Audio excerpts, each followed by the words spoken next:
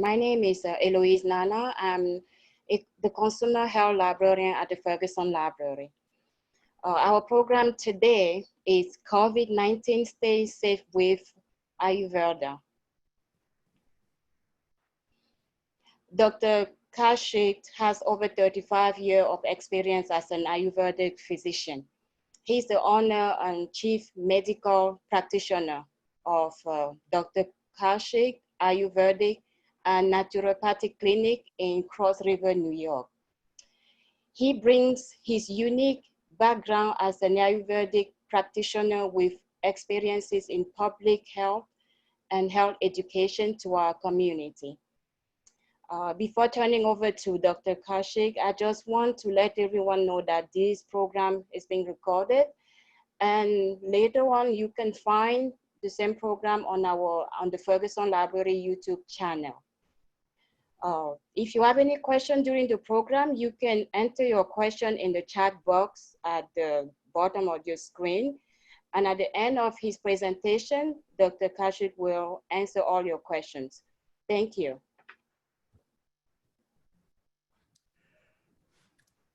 Good afternoon. So welcome everyone. We are in the phase 2, looks like, of COVID-19. And for past few months, we have been hearing a lot about COVID-19, what COVID-19 is, what it's meant for, and what kind of damage it has done. So basically, I will, in the beginning, when I did present this topic in one of the library, we went over and in detail about the virus, what it's doing, where it came from. But by this time, most of you already know a lot about this virus, what COVID-19 means. It is a continuation of all these, the coronavirus, what coronavirus means. We'll not go into detail of that. At this point, we have known enough of the coronaviruses, and at the different times it came as a different form. But we need to know how we can prevent ourselves, or how we can save ourselves, how we can build our immune system to stay strong and healthy. So the point now is that we know there is no treatment yet, there is no vaccine available yet. And in fact, the states have been opening. In the Northeast, we have seen many cases before, and now in the phase 2, we don't see that many cases, but also in the other states which didn't have many in the beginning, now we're seeing a big rise. So goal at this point is we do maintain the safety precautions which are recommended by Centers for Disease Control, by keeping maintaining the distance as much as we can. And especially now we are going back to work, many of us, and the businesses are opening slowly, but still the mask should keep on, so that in somebody who is coughing, sneezing, it should not be in close contact with. So basically we can use the precautions, but also make sure we keep building our immune system strong. So even though we know there is no treatment, but we do know one thing have worked for every disease in the past, and it will continue working in the future also. As long as we have a strong immune system, our body is able to fight off against any foreign particle or organism. Could be a virus, bacteria, parasites. So at this, basically, the concern should be how we stay strong and how we build our immune system. Looking at the virus, we have known also that some countries were able to suppress the virus and the infection very soon, very fast, by using some of the natural products and also some vitamins, especially when we're looking at the virus itself. It came from Wuhan, and the early studies which came from Wuhan, the two of them, first one had 204 cases, and the second one had basically 850 cases. What we found that initial stage or initial complaint for most of the patients was the gut issue, which we kept ignoring here in the US. So these both studies said that majority of people who were infected and who came to hospitals for help did mention that the virus started from their gut lining. Either they had some basically dysbiosis, or had basically inflammatory responses, or could be IBS, or they had just simply diarrhea. But upset stomach was the main complaint that most of the individuals had issue with their gut first. We also know that the virus is embedding itself in the mucous membrane. So the port of entry in the body is through the nasal passageway, through nose, and then from there goes to the lungs, but also the possibility of going to the GI or gastrointestinal tract is also there. And in most of the cases, if it goes there, majority of people are not paying attention to the gut because we keep justifying. It may be because something different I ate, maybe I drank something different, but also we need to keep in mind that could possibly be because of the coronavirus and or COVID-19. And keeping in mind, we must make sure that the gut lining is intact. So when it started, we know that it started in Wuhan, China in December of 19. We look at the structure of the coronavirus, basically means they have a crown, and these spikes are helpful actually in treatment also, eventually when you find one. Why is so dangerous? Because it's like basically very potent, spreading very fast. So again, in that case, we are much more concerned because the spread is so fast. We're looking at the comparison between the COVID-19 and the seasonal flu. So looking at what both are caused by the virus, the common symptom you're finding in both is the fever, cough, shortness of breath because of the lungs involvement. We're also finding, again, everybody's fatigue. And again, both are preventable if we use precautions to begin with. One thing we are looking at, the seasonal flu, we have roughly 1 billion cases per year, whereas what you're finding with COVID-19, we have roughly 9.24 million cases worldwide. But again, because of the deaths, it became a very serious issue.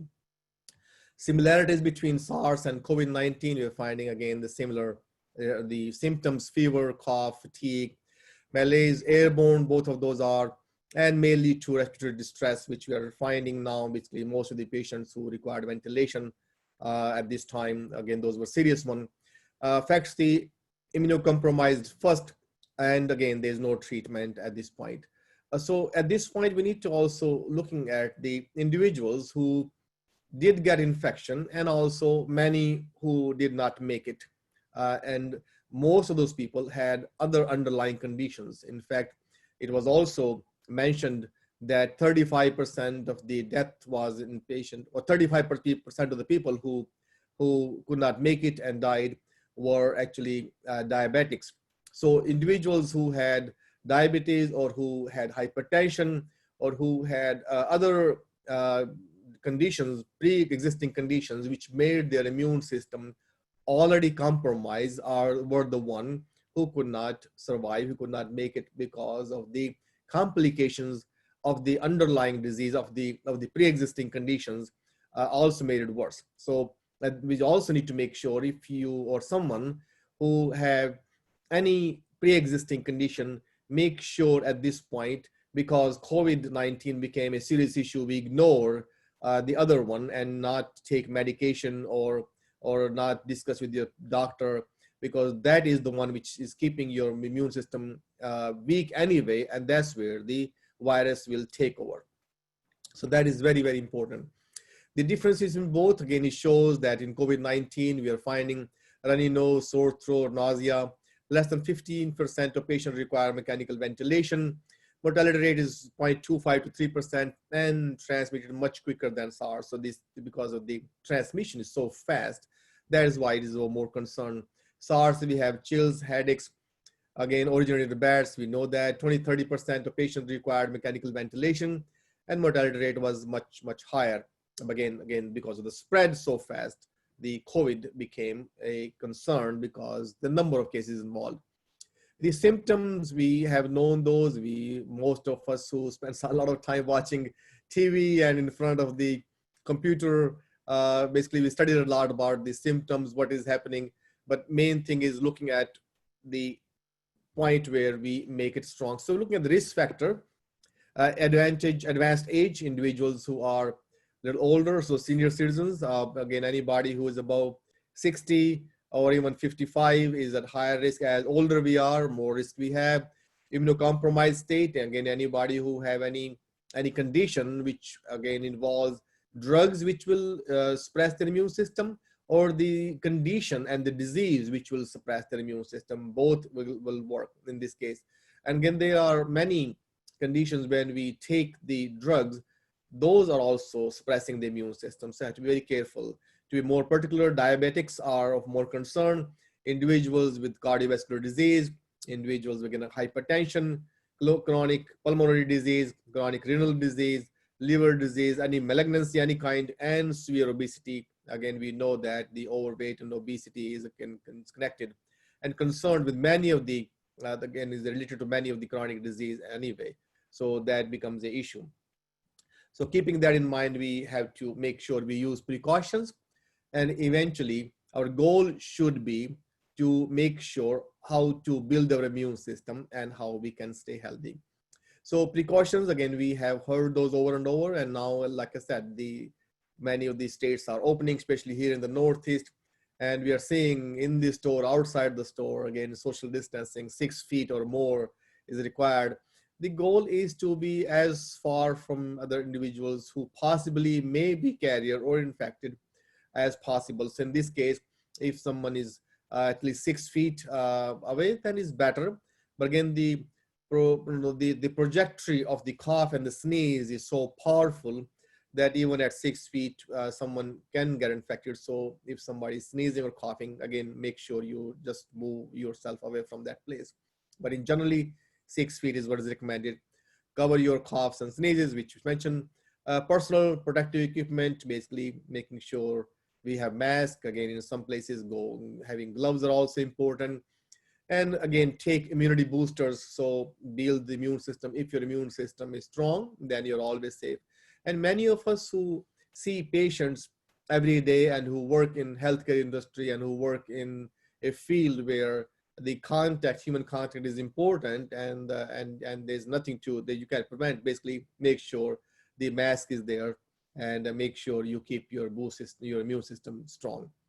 Lifestyle changes are very important. Making sure the healthy diet, the balanced diet which is going to keep your immune system intact, and regular exercise, because circulation is the only thing which connects with all the organs in the body. So through a good circulation, through exercise, we can also keep ourselves healthy. So when you're looking at the sportive care, what Ayurvedic medicine says, that we can do that by having a good ahar. Ahar means basically our diet, the food. So having a good balanced ahar, and then vihar is the lifestyle, and the aushadhi basically is the supplement. Supplements should come at the end always. Don't jump to a conclusion, I'll take this medicine or a pill and that will take care of all my problem.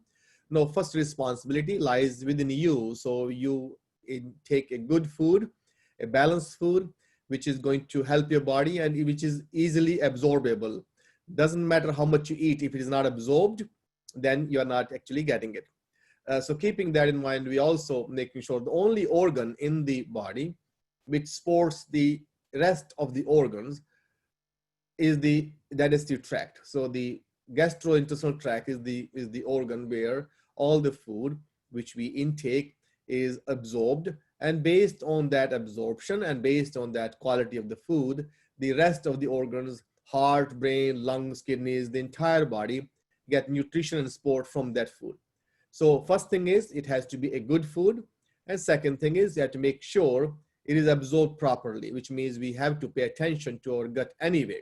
So regardless of any condition, regardless of any disease, regardless of any imbalance, we make sure that our digestive tract works at optimal level. So in Ayurvedic medicine, this organ is given the prime, responsibility, and also is of more importance, because if the gut is not working properly, then nothing is working, because other organs will not have the nutrients, and also the supplements which we are trying to deliver will not be delivered because we have not absorbed them in our gut. So we'll go over those. The definition of health in Ayurveda, which came from the Sushruta Samhita, is a text of Ayurveda.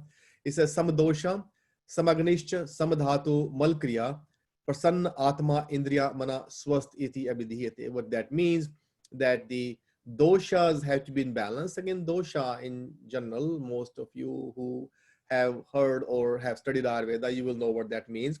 But basically, in general, we find this is our body constitution. What Ayurvedic medicine says, that all of us are made of 5 elements, which means that we are made of space, made of air, made of fire or heat, made of water and earth. So these 5 elements combined make 3 doshas, and we all have all 3 doshas. We have vata, which controls the circulation and the movements.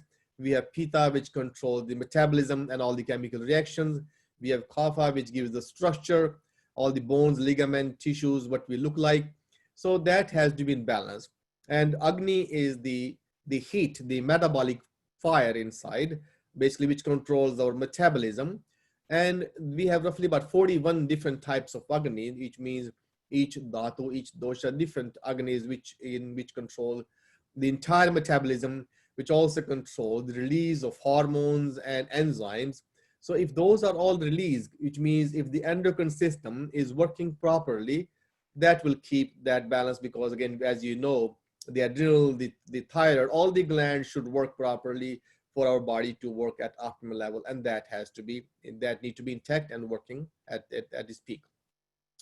Samadhatu, Malkriya Dhatu, there are 7 dhatu, which means there are 7 tissue layers of the body, and Malkriya is the excretion, so the excretion has to be optimum.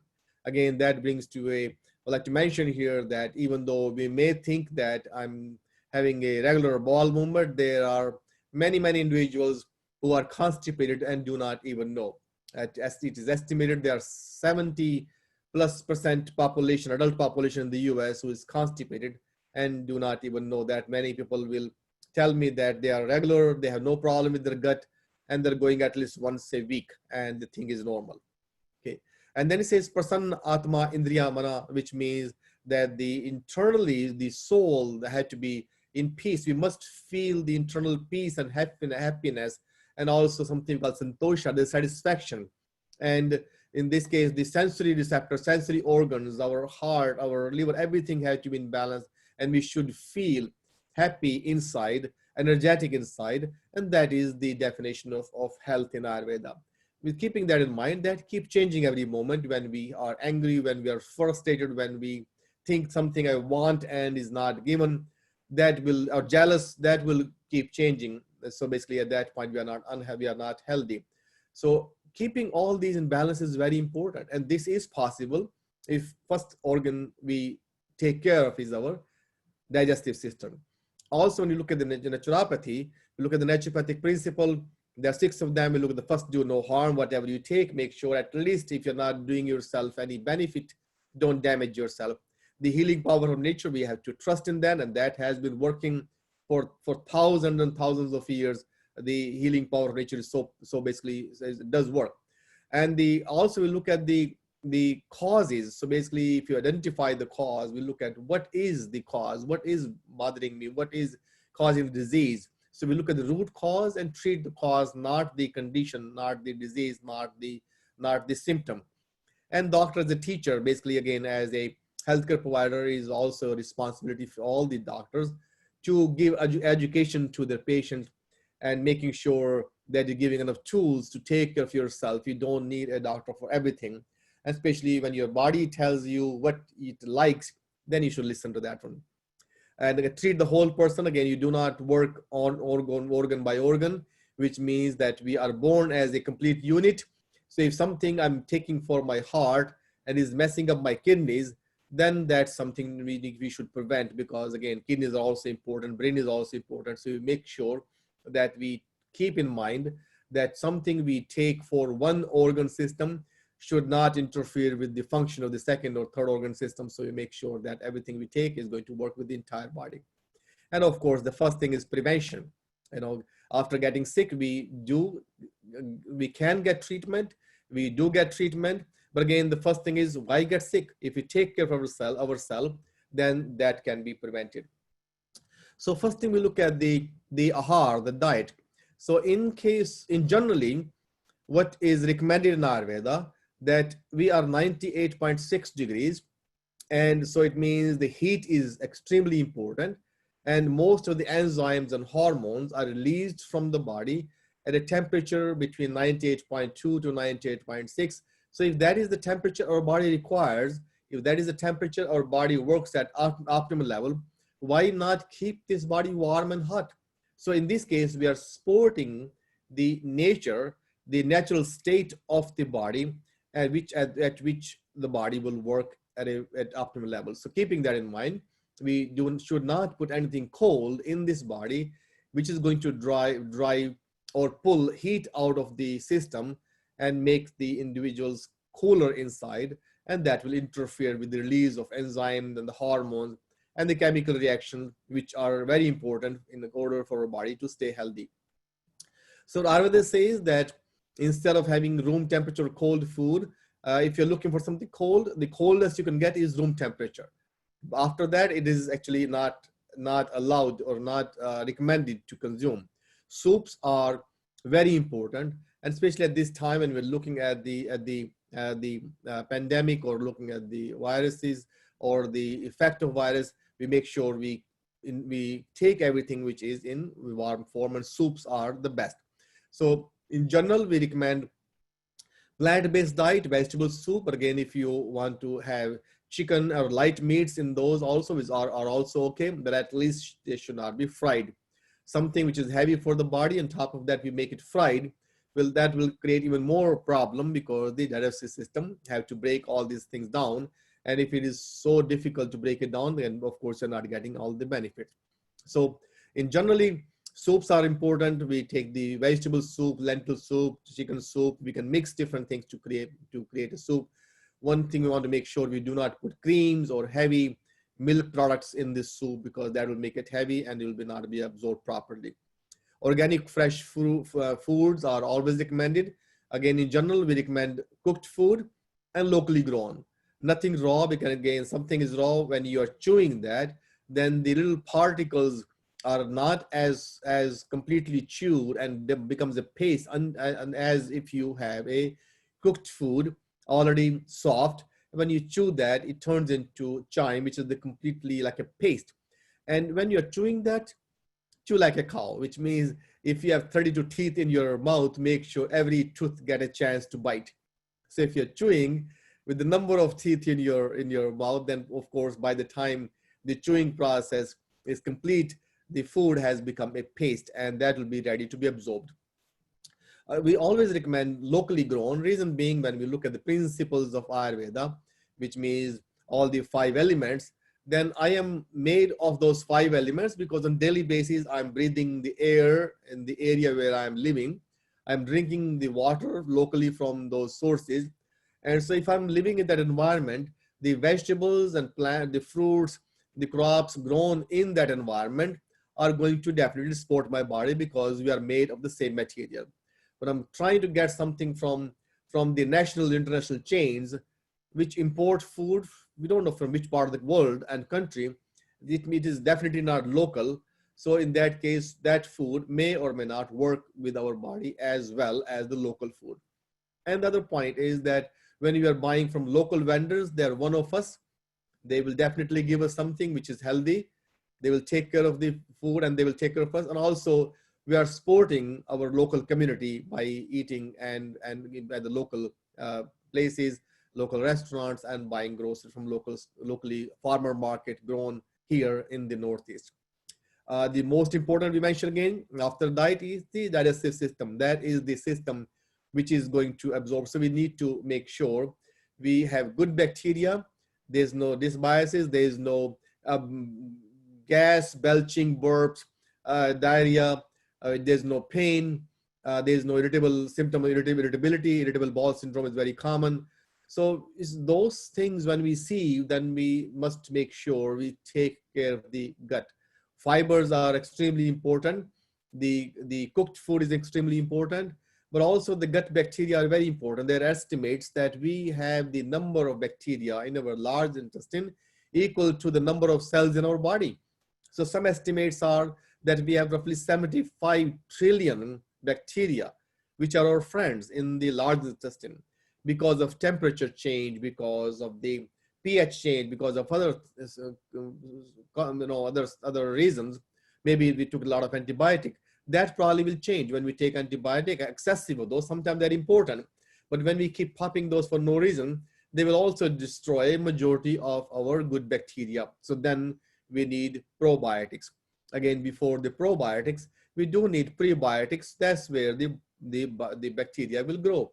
So we can make sure that we take, again, plant-based diet, a lot of fibers, and also we want to make sure there that the food we take is well cooked, is healthy, and also it is matching with your body type, which means if I am somebody with a pitta body type, which means I have excessive heat, again, too much heat, that if I take something spicy, that will start burning, and also will, overactive the cells which make the acid in my stomach. So in that case, if I have the hyperacidity, then I should not eat spicy food. Doesn't matter if I like them or don't like them. Even that I've seen like attacks, like people who are pitta, they are, even though they are hot, they will be attracted to more spicy food. People who are vata, they are skinny and they're dry, but they will be attracted to more dry food, chips and pretzels and things like that. Whereas individuals who are kapha, which means they are overweight and a little heavy, and they will be attracted to more heavier food. Those are the one who are going to basically ice cream shop every day and want double scoop, on top of that they want M&M or something else. So basically like attracts like. So knowing the body type in Ayurveda is recommended that you follow the specific diet, which is going to help your body create a balance. And if you want to know more, actually we are also offering the courses for Ayurvedic health counselor and practitioners. Are also always good idea to learn more. So in this case, when we are trying to find our body, it's always good to know that we must know our body type or dosha. And based on that, we take foods which are going to nourish our body and which are going to match with my body type, so that they will not create more of what I already am. If I am heavy, I don't want to create more heaviness. If I'm burning already, I do not take food which are going to create more acid and more burning. If I'm dry already, then I should not eat food which are more dry. So in that case, I should be choosing food which has the opposite quality, or guna, we call that in Ayurveda. Vitamin C has played a really good role here in the treatment of the virus. It is really a good boost immune system. And in some of the studies which came, like I said, from Wuhan, as much as 25 milligram of vitamin C has been used multiple times, and it did work. Again, vitamin C is a water soluble vitamin, and if we don't need them, it can be excreted through the kidneys, given the kidneys are working properly. In some cases, when kidneys are already impaired and have some issues, then of course there are risks there if you take too much of vitamin C. But in generally, when our kidneys are working properly, then that is not the problem. If this is a overdose, then kidneys will flush it out. But we, instead of taking the supplement, we like to work with the food first.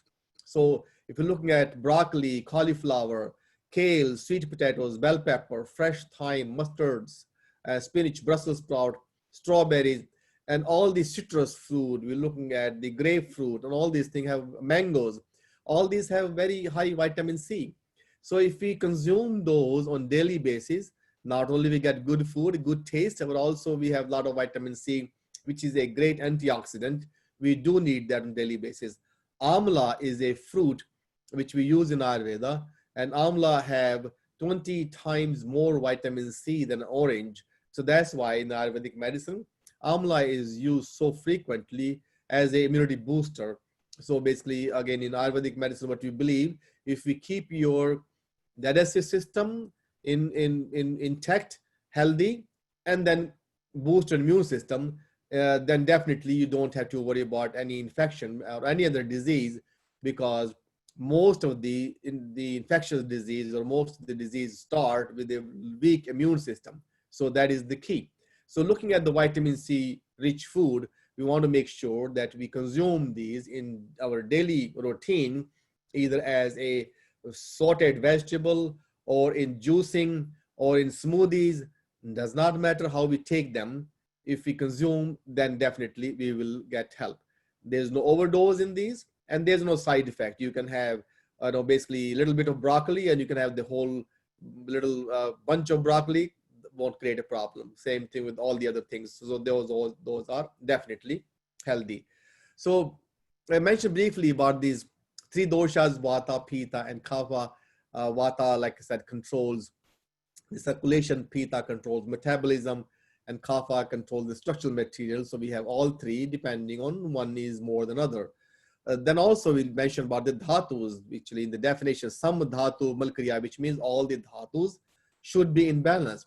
So dhatus are different layers of the body, to in lack of a proper term, which means what Ayurveda says, whatever we consume, then that will in 3 to 5 days, depending on my agni, depending on my metabolic fire or heat or enzymes, most of that will be absorbed in the body and will nourish my first dhatu or first layer, which we call rasa or the fluid.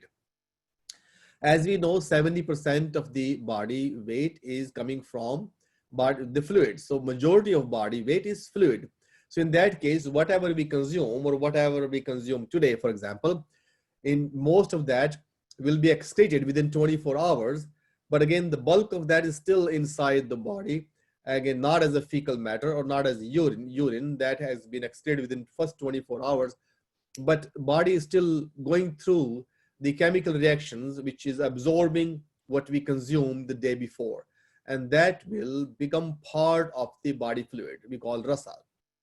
In 3 to 5 additional days, the extract of the body fluids or rasa will nourish the blood. In 3 to 5 days, the extract of the blood or the rakt will nourish the third dhatu, which we call tissue, or we can call the muscles.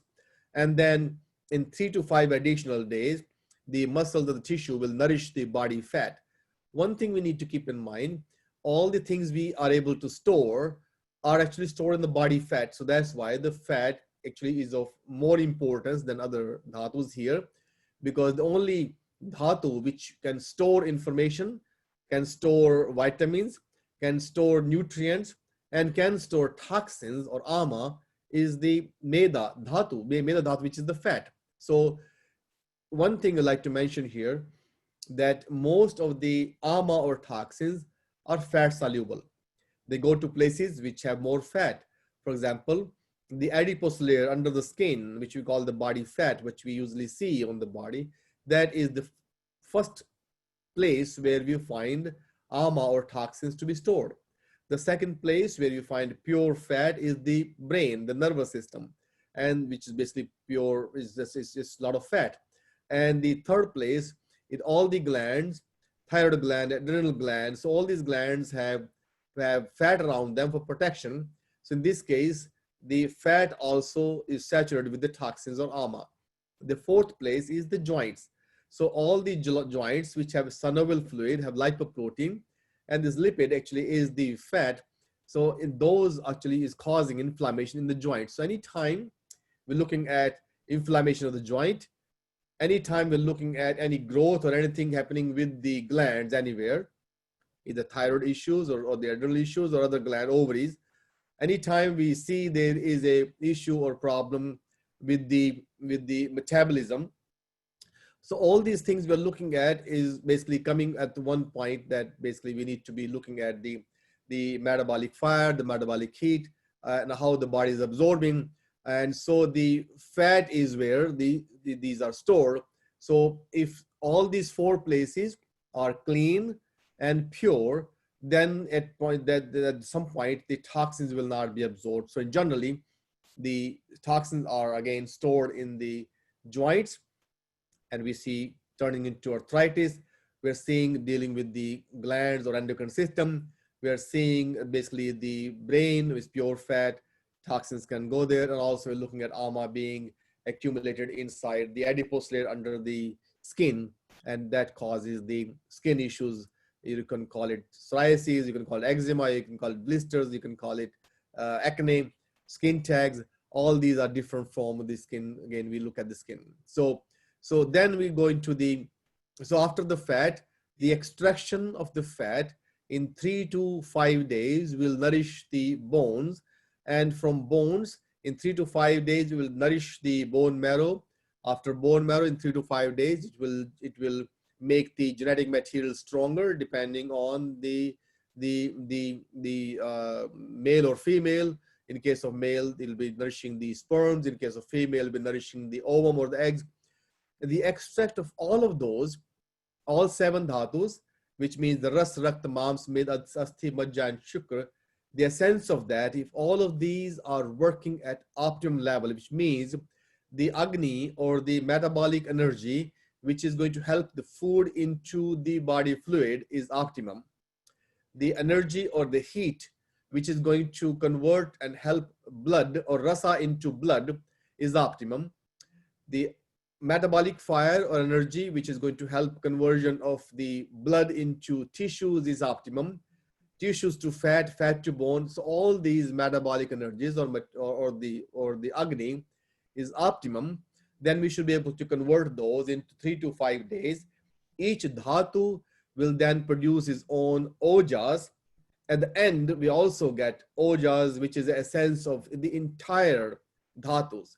That ojas in Ayurveda is the immune system.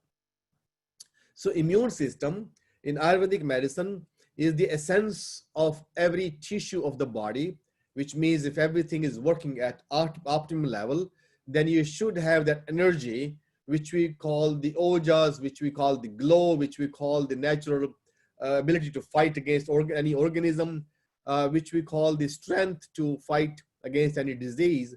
So when you have the ojas built in your body and stored in your body, then at that point you are individuals who can work 16, 18 hours a day, not feeling tired or weak. And you get up in the morning, you don't need to have a cup of coffee or tea to keep you awake.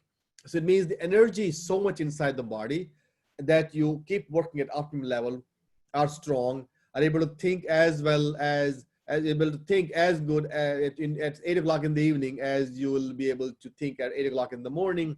It means during an entire day, your brain and your entire nervous system is working at optimal level, and you're able to put things together as they should be. And that is the ojas. So ultimate goal of a person's life is to save the ojas, maintain the ojas, keep building the ojas, and nourish the ojas. Which means if you're looking at each step here in this sequence, we have to make sure the agni or the metabolic fire or the enzyme and hormones, which are helping in the conversion of the food into body fluid, from body fluid to blood, from blood to tissue, tissue to fat, fat to bone, bone to bone marrow to the genetic material, sperm or eggs, and eventually to the ojas, that has to be intact. And that comes again, the first place is the digestion of food. So we always come back to the digestive system. If that is intact, everything will work properly. So that is actually of this is really, really important here. We keep mentioning the digestive tract over and over and over, because mucous membrane through which where the virus is connecting itself, where is embedding, where is producing colonies, that is, if that is intact, then we are in a good shape. And if the immune system is strong, that will fight off and destroy all the viruses.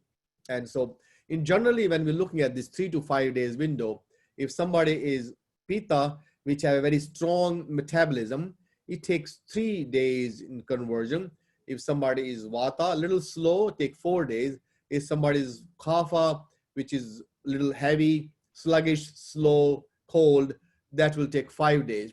So to turn the food into the genetic material or ojas will take 21 days for the pitta individual, the 28 days for vata, and 35 days for the kapha individual. So it takes longer. And this principle actually helps us determine how long it will take for me to take care of a condition, because that depends on how deep the condition is. So if something is in the bone, I know this is the fifth layer. And if we, even though if somebody is pitta, then 5 multiplied by 3 15 days, at least 2 weeks, it will take to see the results or more.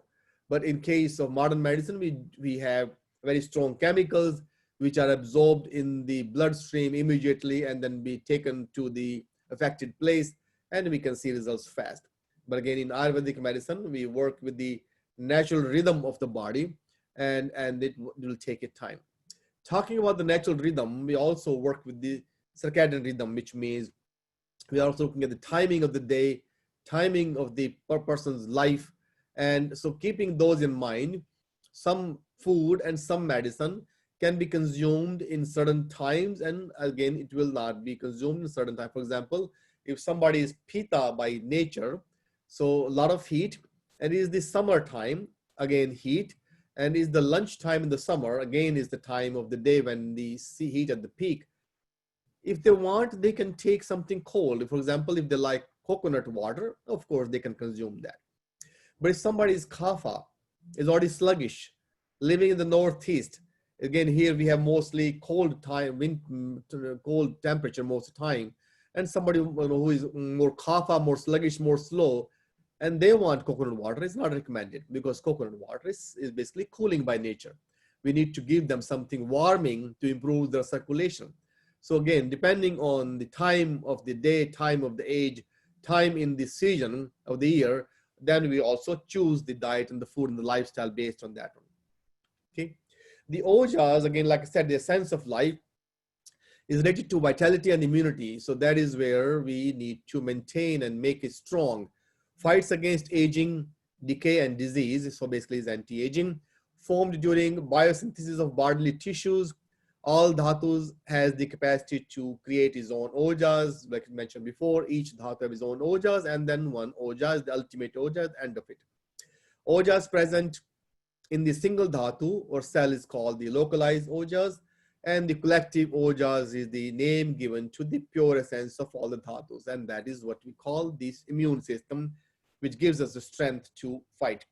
Include the endocrine, nervous, skeletal, muscular, hematopoietic, and digestive system. Again, most of the endocrine system is of the most importance in here. When all these symptoms perform at the optimum level, ojas is maintained. Therefore, ojas is the potential source of strength, power, and resistance against illness, called the natural immunity. So basically, does not matter what it takes.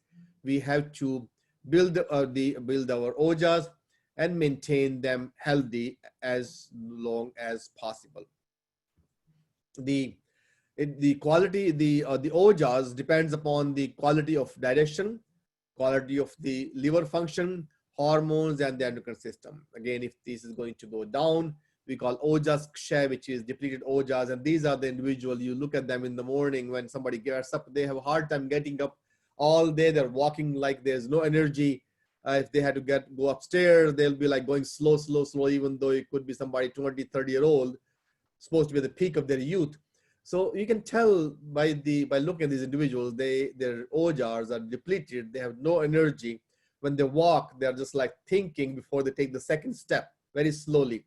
And so these are the individuals which, again, we know have low ojas. So in this case, what we need to do is first always look at the absorption, then look at the good food, and based on that, we keep building our ojas. Lifestyle is extremely important, because if I'm using the lifestyle which is going against my natural rule of living and health, of course, I'm destroying myself. In this case, we just start talking about the social distancing, because that is required. Of course, because this is embedding inside in the lungs, or affecting the lungs, in the mucous membrane. People who smoke already compromising their lungs. So we recommend not to smoke.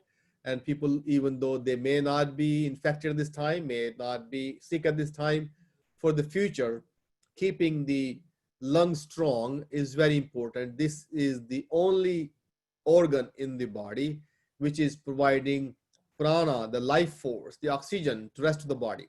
Like the gut is giving nutrients, but lungs are the only organs from where oxygen is absorbed and distributed to the rest of the body.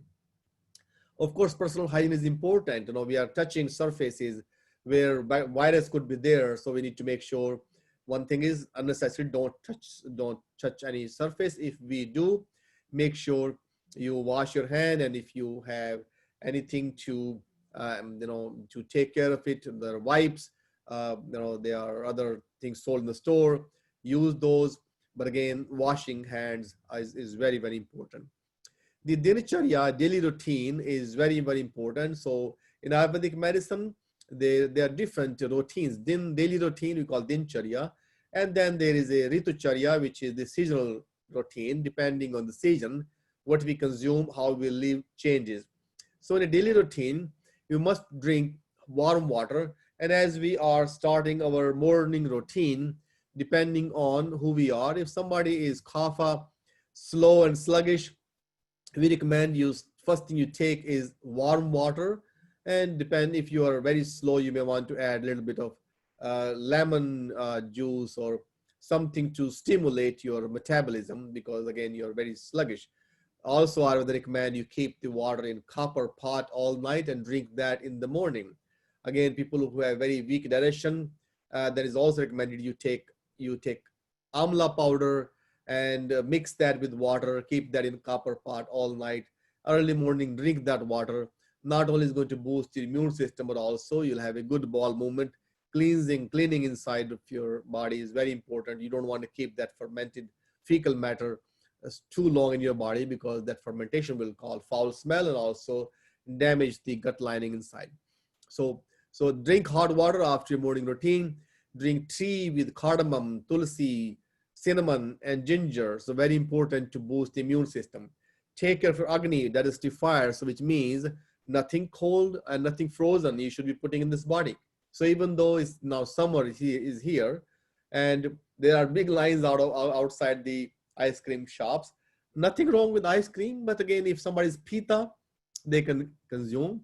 But somebody who is kapha, sluggish already, they have excessive fat, their metabolism is not strong, their body is not burning the fat which has deposited already, they should stay away from the cold food, especially ice cream. They should be looking for something warming, hot water, hot tea without the tea leaves, which means they can just have the herbs which are warming by nature.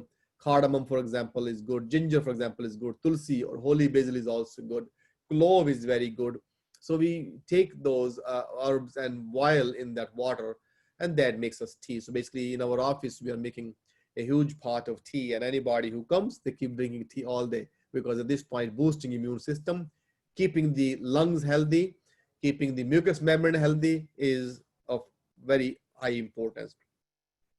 As a part of the Vihar, or the lifestyle, again, taking the life force in, or taking the prana, actually pranayama is the taking the life force in, is very important. It has different steps.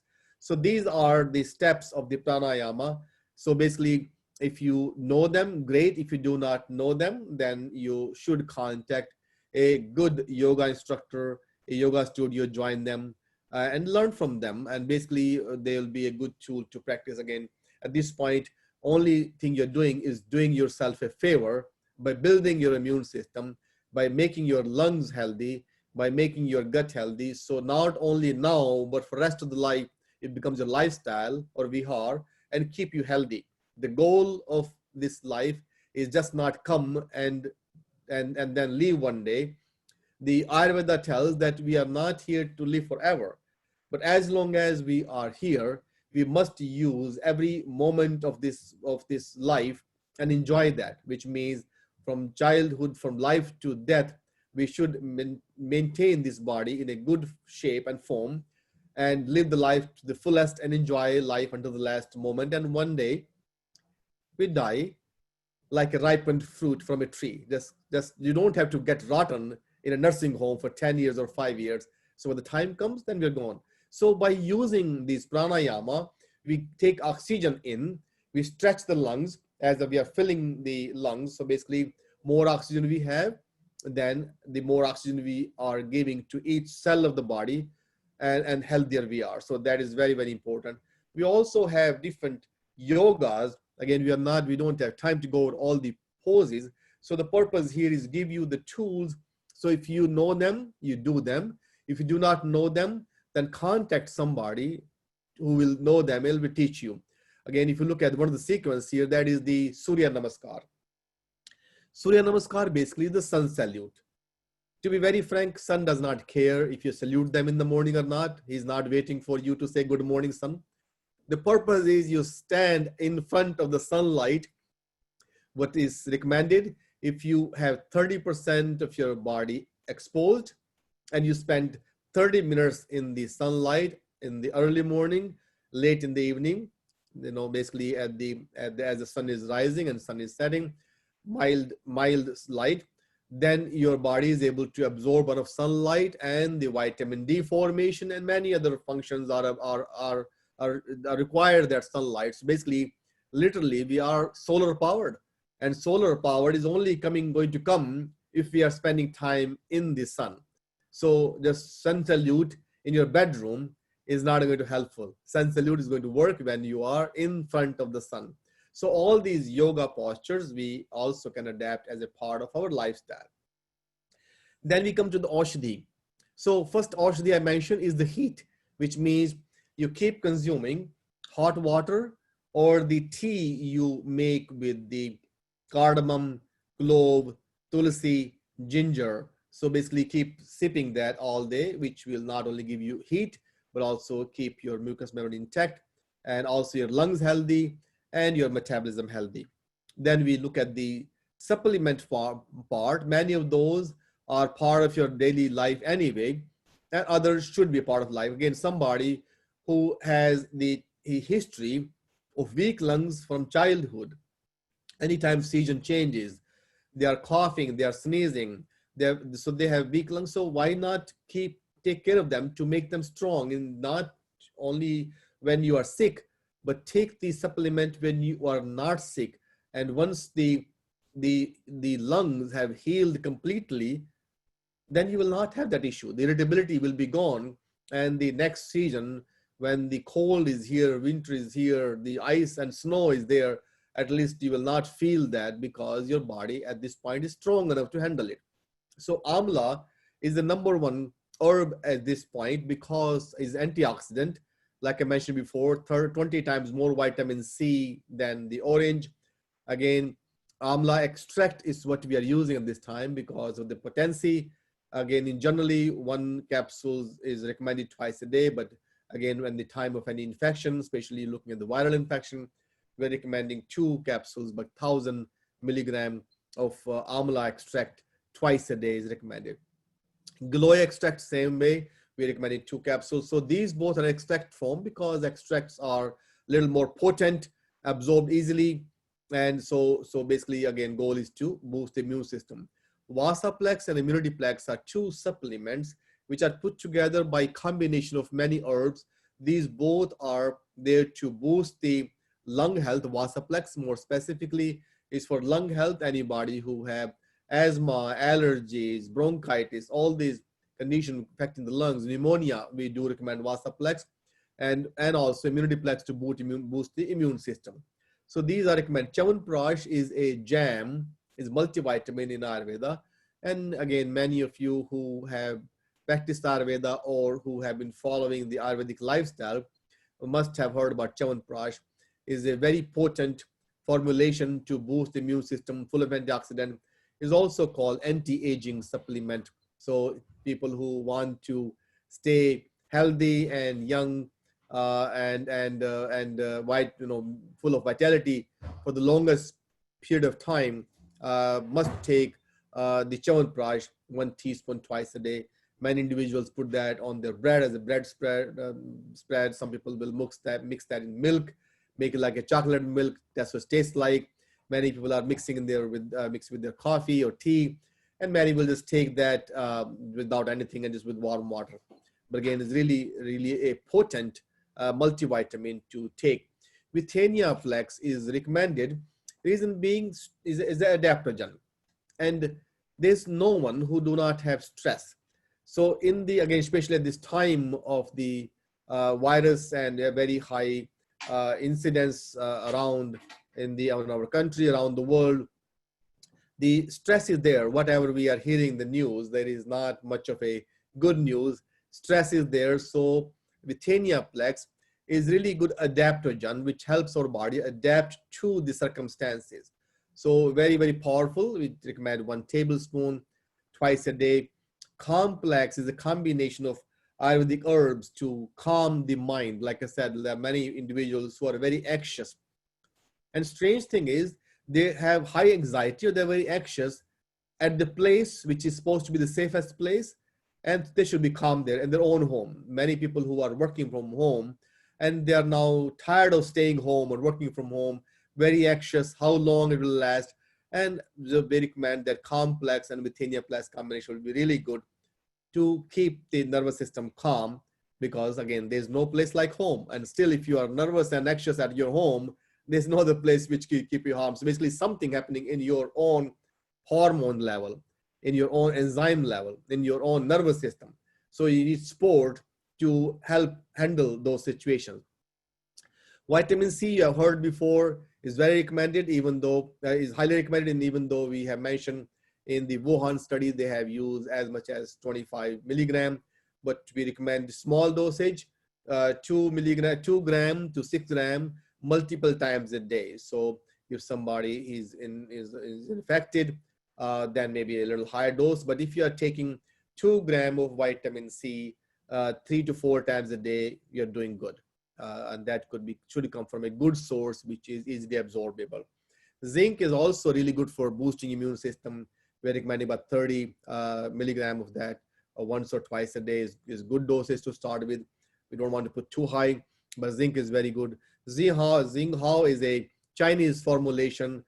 They have used that for the treatment of malaria, and also it has given good results in individuals who thought they have infection or who were infected, they were positive. So basically, it's a good thing to also keep in mind. We also prepare lung mix. The reason I mentioned before, many individuals have underlying condition. Many individuals, even before the COVID came, they had asthma, they had bronchitis, they have allergies, seasonal allergies. So their lungs are weak to begin with, based on their body type or dosha, based upon the imbalance in their dhatu. A Ayurvedic doctor or a practitioner can combine a formulation which is going to support their lungs, and we just basically call them a lung mix, because different herbs are mixed together based on the person, not the disease. So there's no one size fit all. So in this case, the Ayurvedic medicine is highly personalized. Everything is put together based on the person. Herbs, the diet, lifestyle is recommended based on the individual and the person's body type. So definitely it will work. And children's lung tone is also a formulation which is specifically made for lungs. And we are finding that there are many children which we thought have a good immune system and will not be affected by the virus, finding out that was not true. It is not only affecting the elderly, it's affecting people who thought as their peak, young ones, children, young adults. So at this point, the goal is to make sure that the immune system is intact. When it comes to the spices, turmeric comes at the top. Turmeric we call the golden herb.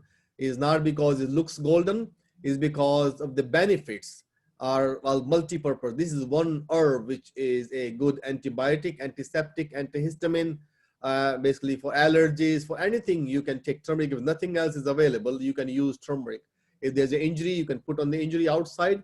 If you take inside as a medicine. So in the case of infections, in the case of viral infection, bacterial infection, in case of injury, in case of inflammation, the turmeric is being used worldwide. Golden milk is very popular again at this point. So only thing is we need to keep in mind, turmeric requires a carrier, which we call anupana in Ayurveda. So it is not absorbed by itself. You must have a little bit of black pepper or bromelain or fat. So it means you mix that with ghee or mix that with avocado. You mix that with hot milk. So basically a good fat is required to absorb it, or you need to have black pepper to absorb it, or you need to have bromelain to absorb it, or you can have more than one in the combination. Ajma seeds are really, really important for upset stomach, somebody who has a lot of inflammation, burping gas. So that's why, again, like I said before, we do want to use the herb which are going to support the absorption. Ginger, as we know, is so popular, is the only herb which has 5 tastes out of 6, really potent, improves circulation. So anybody who have cardiovascular condition, anybody who have impaired circulation, anybody who feel they have swelling and edema on their feet, so circulation is compromised, kidneys may not be working properly. So you want to make sure we are taking ginger in case of as a ginger tea, or chopping in your vegetable, or making a paste.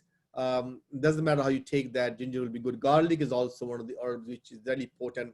Cinnamon is really good to for individuals. Cinnamon and fenugreek, really potent for individuals who have blood sugar imbalance, which means individuals who are diabetic or pre-diabetic, and they feel that their body is not able to break down and compensate, and they are not producing enough insulin to compensate for the spike of the sugar.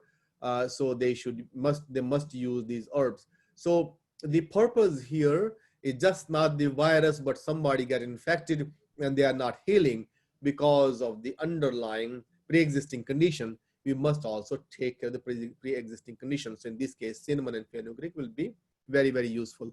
Cardamom is a very potent herb for the lungs. So for upper respiratory tract, I think we mentioned that in the tea also, we use a lot of cardamom. So cardamom, ginger, tulsi, and clove tea, again, we mentioned before. Saffron is really good to boost the ojas and the immune system. A very potent herb, comes mostly from the mountains. Little expensive, but again, it does help in boosting the immune system. It also requires a carrier. In most of the cases, when we're looking at the absorption, the best carrier is the heat. So in case of saffron, we mix that with warm milk or warm ghee, or just cook with something which is warm and it has some fat. Reason being that fat is a faster carrier, it will help absorb. And so in this case, we are looking for, so saffron, milk actually is very popular. Clove, which is a very warming herb, really good for lungs, but it's also good for virus. So clove have antiviral property. So we put that in the tea, and so we are basically taking a supplement, a herb, which is antiviral, while we are enjoying the tea also. Thyme is also rich in vitamin C, and so we take that again to fight against any organism by boosting the immune system. So basically, these are some of the spices which we use on daily basis to boost that. Then we also use some therapies, Svedana and ozone therapies we have been using in Ayurveda over and over and over for people who wanted to boost their immune system, and individuals who thought they were infected, and so they want to boost the amount of oxygen in their body. So as we know, oxygen is very important. That's the life force, that's the prana, and also the heat. So I keep mentioning before that we are 98.6 degrees, so God made us hot. And again, when we were hot, it means the body works optimally at the temperature between which we consider hot, 98 degrees. So in this treatment, when we are in the ozone therapy, we are giving ozone through skin. You are sitting in a steam cabinet, and then the ozone is pushed through your skin. So 2 benefits. Number 1, the heat is also antiviral, and the ozone is also antiviral. So you're getting twice the benefit. Second thing is, skin being the largest organ will absorb a lot more oxygen, ozone than any other part of the body. So the third thing is, if for some reason, if your body or some part of your body does not like the ozone, then as it is absorbed through the skin, it's filtered. There's filtration system which will make it healthy. It is not completely entering your bloodstream immediately, because once it's entered the blood, you can't suck it back. So so in that case, we want to be absorbed through filters of the body, natural filters of the body, through skin, through the adipose layer, and so on, and then eventually it goes to the bloodstream, so it will be filtered. So the ozone therapy actually is very, very important, which is, like I said, Svedana is a treatment or part of the panchakarma in Ayurveda, where we have the person sitting in a steam cabinet. The body is sweating, pores are open, and the ozone is absorbed. So there are few things I like to mention. Ozone therapy is also considered very successful in case of cancer, because cancer cells do not like heat and oxygen. And whereas we are providing both for here in the treatment, most of the chronic disease, the ozone therapy is very, very important. So when it comes to the therapeutic use, you want to make sure that we use the ozone therapy. So going back, basically the number one thing is we want to make sure we boost our immune system, keep the digestive system in place and intact, make sure we eat warming, locally grown, healthy food, and organic if possible. Also, you want to make sure that we breathe well. It means that we take long deep breath. Pranayama is very important. All of these are going to help boosting our immune system. Any of you who is more into research, these are the sources where I got my information. So I had the references in case you want to do a little more studies. And then I would like to thank you for all of you to attend. Any questions you have, I'm here, and basically I have a clinic in Cross River, that's where I am. Again, there is also a clinic here in Connecticut in Fairfield. One of my students is there who have been running it very well. So if you are, again, in Connecticut is a licensed state, in case you are someone who would like to use your insurance, that will be the place, because in Connecticut accept all the insurances, whereas in New York doesn't.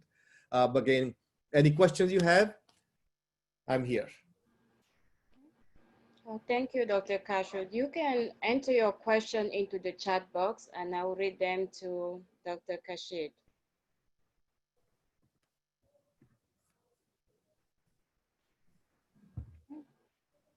The chat box should be at the bottom of your screen.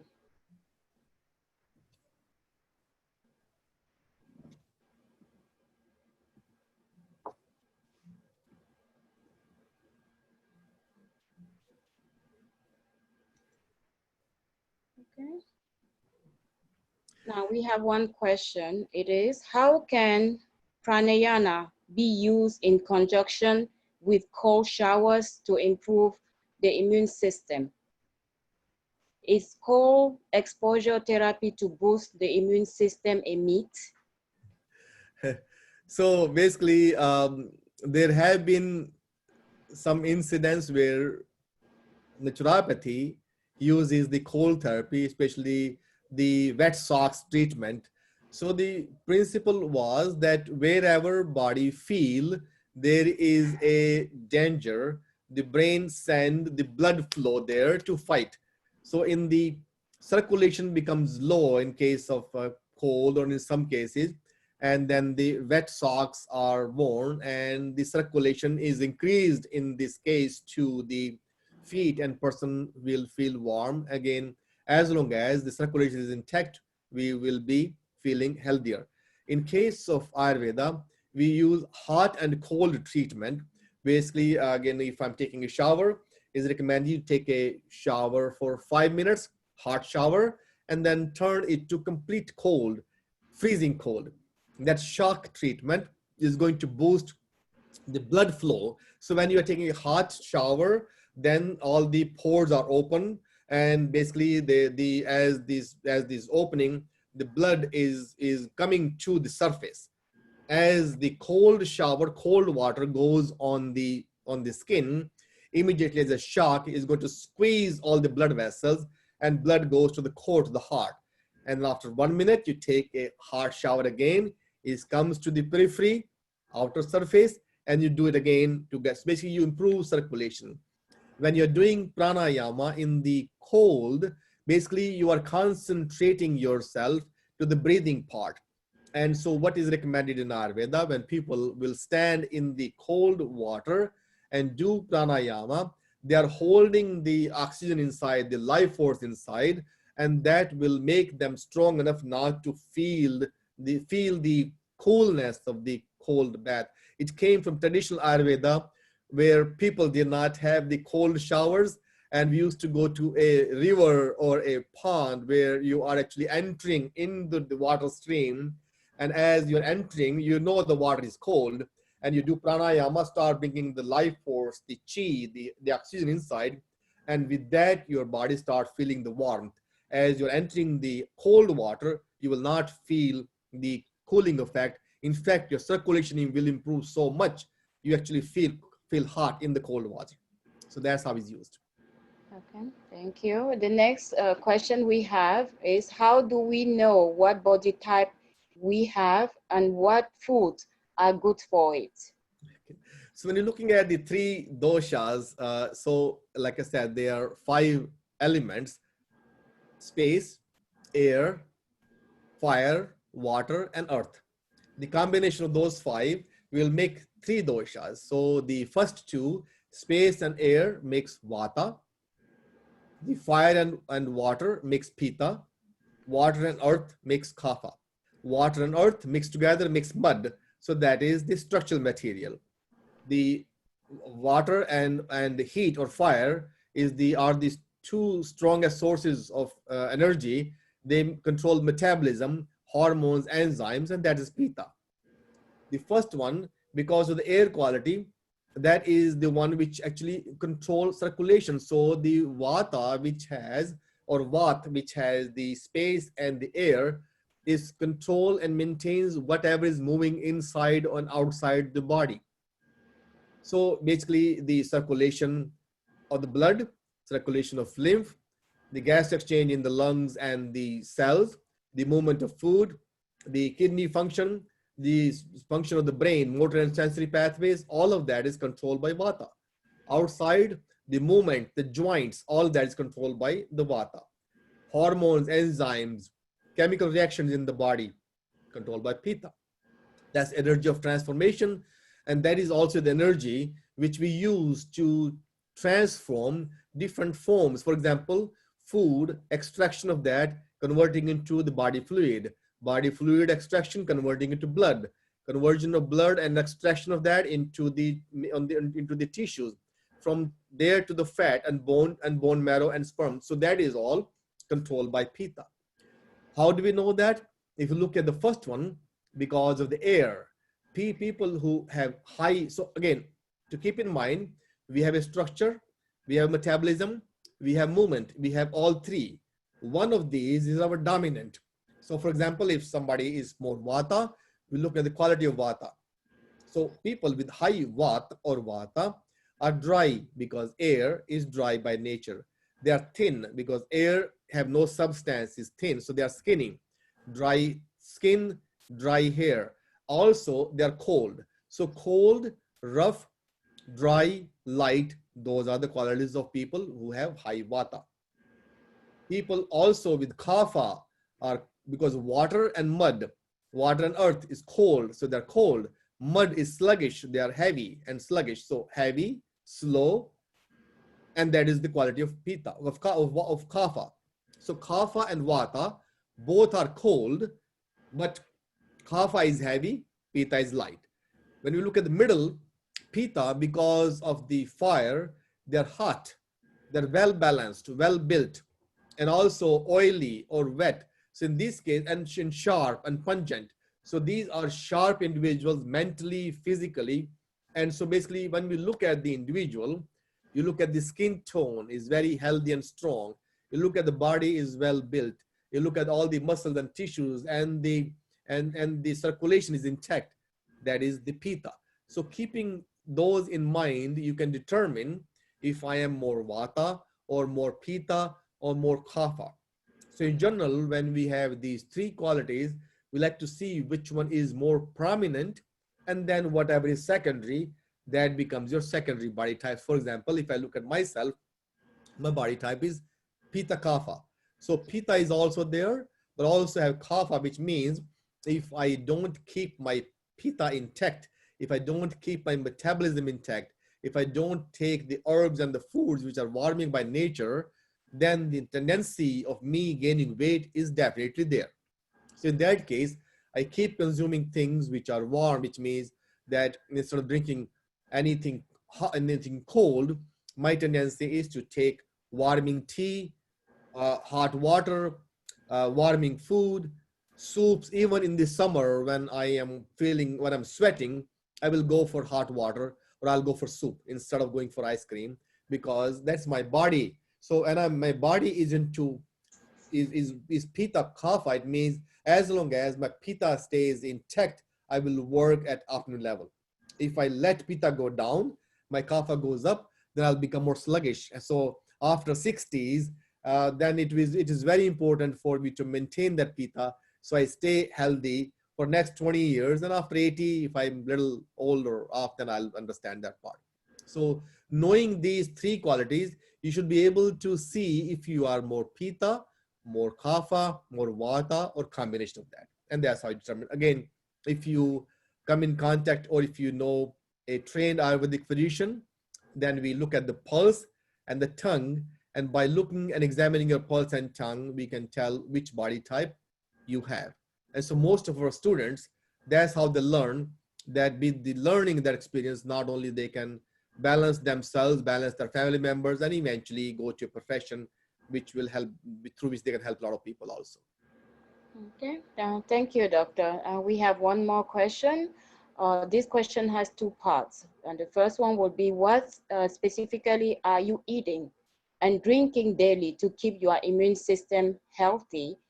And the next one will be, how has this changed since COVID appeared? Well, you asked me how I am doing that or just in general. So I'll answer both. In generally, you should be eating based on your body type. So in that case, the knowledge of Ayurveda is very important.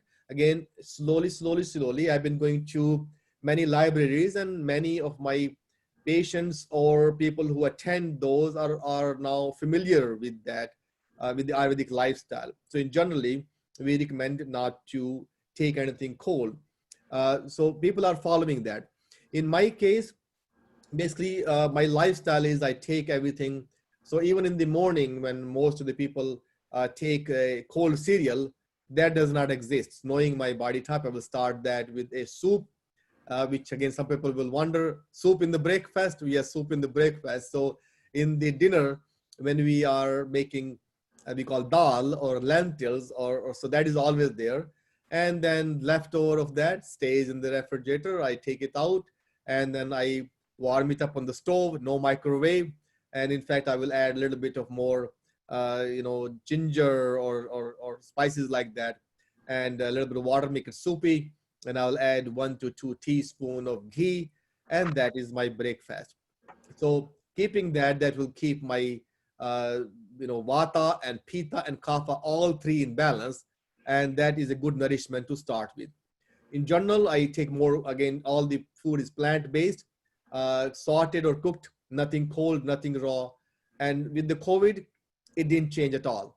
One thing I did add to my daily regimen, that since it started roughly again 3-4 months ago, when it became kind of more prominent, we added tea to our lifestyle. So even in our clinic, we make a huge pot of tea in the morning. We call it immunity tea. So basically, that tea is the one which I recommended before. The cardamom, tulsi or holy basil leaf, the clove, and so all these are boiled. And once we make those, then basically that have become part of the daily life. Giloy and amla, I recommend to everybody. So every morning and every evening, I take 2 capsules of giloy extract, 2 capsules of amla extract, and Vasaplex every day. So even when I'm drinking water, room temperature water in the daytime, I will add 1 to 2 tablespoons of Vasaplex. And that is my regimen. Everybody's different. Why it is mine? Because as mentioned, I am a pitta kapha. So being kapha, when the season changes, the tendency of having kapha lungs is there, which means catching cold, sneezes, allergies. That is very common with kapha individuals. In my case, I can't afford that. Even though generally I can't be somebody who's coughing in my clinic. On top of that, when there's a COVID, I'm coughing and people will get scared. It's like something is happening here. So no coughing, no sneezing. I have to make sure my lungs are healthy. So keeping that in mind, that the Vasaplex, the lung, the immunity plex mixture is always there in my water. So instead of recommended 1 tablespoon in the morning or evening. I probably take 4 tablespoons every time I'm drinking water. I'll add that one. Again, 2 supplement I mentioned, the amla extract, the gilo extract. I also take Withania Plex on daily basis, and especially at this time of the COVID, that was also a change. So even though stress is part of life, it has always been a stress of life. How you manage that makes a difference. With the COVID, there was a panic everywhere, especially just imagine a couple of months ago when we were having so many cases in New York City. Everybody was in panic. People will be scared. They will call, I'm worried, what should I do? So that also affects us. When we are looking at the news, there's nothing positive coming out. That was stressful. So Withania became a part of life. Every day I'll take 2 to 3 tablespoons of Withania Plex also, to make sure my brain is able to handle all the stress which is coming from the news, which is coming from the circumstances and the people around me, my patients who are in the panic, all that need to be taken care of. So that was a change. So in generally, my lifestyle became an Ayurvedic lifestyle. I like to live that as much as possible. But with the COVID, it had become even a little more active, a little more better, so that I can maintain myself for the long time to come. Okay. Thank you, Dr. Kaushik. And this concludes our program for tonight. Thank you for participating. Thank you very much for invitation. And again, in the future, we'll meet again. Stay healthy and stay well. Thank you.